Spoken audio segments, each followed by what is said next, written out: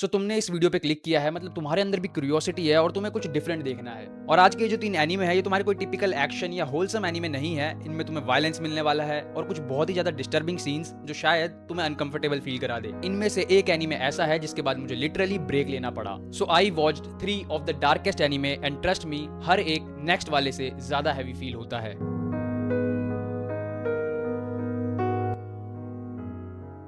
So start करते हैं अपने फर्स्ट नंबर के एनीमे से, जिसका नाम है Tokyo ghoul.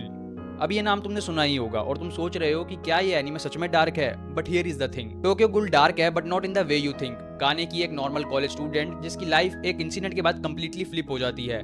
He becomes half ghoul, he can't eat normal food, he can't live like a human and धीरे धीरे वो खुद को खोने लगता है। मतलब अब उसको सरवाइव करने के लिए वो चीजें करनी पड़ेंगी जो उसने कभी सोची भी नहीं थी। And that's where the real story starts. And एक पॉइंट पे उसे इतना टॉर्चर किया जाता है फिजिकली भी और मेंटली भी कि you can actually feel it, क्योंकि उसका रिएक्शन, उसका ब्रेकडाउन इतना रियल लगता है कि हम एक्चुअली में उसे फील करने लगते हैं। मुझे पर्सनली ये पार्ट देख के थोड़ा हैवी फील हुआ था, जैसे you are watching someone slowly break and there is nothing you can do. And that's why Tokyo Ghoul सिर्फ डार्क नहीं है, इट्स इमोशनल हैवी।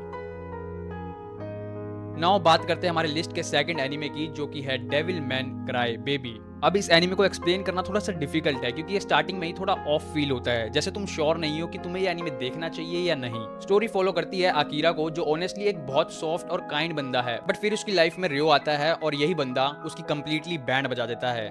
यहाँ पे अब डीमंस एक्चुअली एग्जिस्ट करते हैं एंड एक पॉइंट पे अकीरा खुद डेविल मैन बन जाता है। अब नॉर्मली यहाँ से स्टोरी हीरोइक हो जानी चाहिए, बट यहीं पे सब कुछ मैस्ड अप हो जाता है। This anime is not trying to entertain you, it's trying to mess with you. यहाँ पे जो चीजें होती हैं वो सिर्फ शॉकिंग नहीं होती, they feel uncomfortable in a very raw whey. Violence भी है, इमोशंस भी है, बट सब कुछ थोड़ा अनकंट्रोल्ड लगता है। जैसे जैसे स्टोरी आगे बढ़ती है तुम देखोगे कि लोग कैसे रिएक्ट करते हैं जब उन्हें पता लगता है कि डीमंस एक्चुअली में एग्जिस्ट करते हैं। And that's where it gets scary, because demon से ज्यादा ह्यूमन डेंजरस लगने लगते हैं। मैं जेन्युइनली बोलूं तो मैंने कुछ मोमेंट्स पे स्क्रीन पॉज किया जस्ट टू प्रोसेस कि आखिर ये चल क्या रहा है। Not because it was confusing, but because it was too much at once. ये एनीमे परफेक्ट नहीं है, कभी कभी ओवर भी लगता है, बट जो फील देता है ना वो इग्नोर नहीं कर सकते। एंड तक आते आते ये तुम्हें शॉक भी दे सकता है, बट इससे ज्यादा it mentally drains you.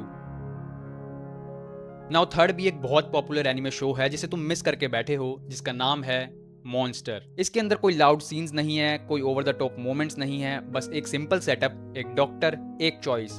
Doctor टेनमा एक सर्जन जिसके पास एक डिसीजन होता है, एक पावरफुल पॉलिटिशियन को सेव करे या एक छोटे बच्चे को बचाए।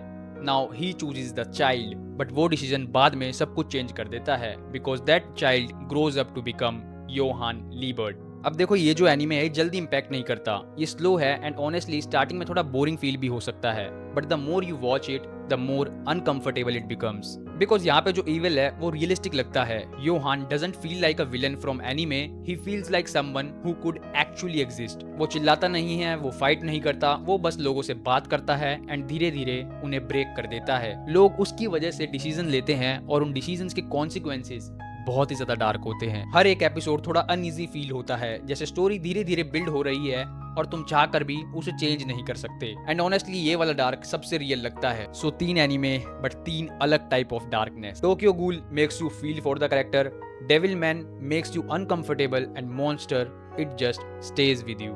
अभी तुम्हें डिसाइड करना है कि तुम किस एनीमे को हैंडल कर सकते हो। अगर तुम सेकंड एनीमे देखने वाले हो तो मैं तुम्हें पहले ही बता दूं कि अपनी सराउंडिंग्स का जरा ध्यान रखना, क्योंकि उसके अंदर बहुत ही ज्यादा एडल्ट और डिस्टर्बिंग सीन्स हैं जिससे तुम्हारी फील्डिंग सेट हो सकती है, इसलिए मैं तुम्हें पहले ही वार्निंग दे रहा हूँ। तो अगर ये वीडियो तुम्हें थोड़ी सी भी पसंद आई है तो प्लीज वीडियो को लाइक कर दीजिएगा, अपने फ्रेंड्स के साथ शेयर कर दीजिएगा एंड ऐसे ही एनीमे से रिलेटेड बहुत सारी वीडियोस आने वाली हैं, तो प्लीज चैनल को सब्सक्राइब करना मत भूलिएगा। Bye bye, thank you so much for watching.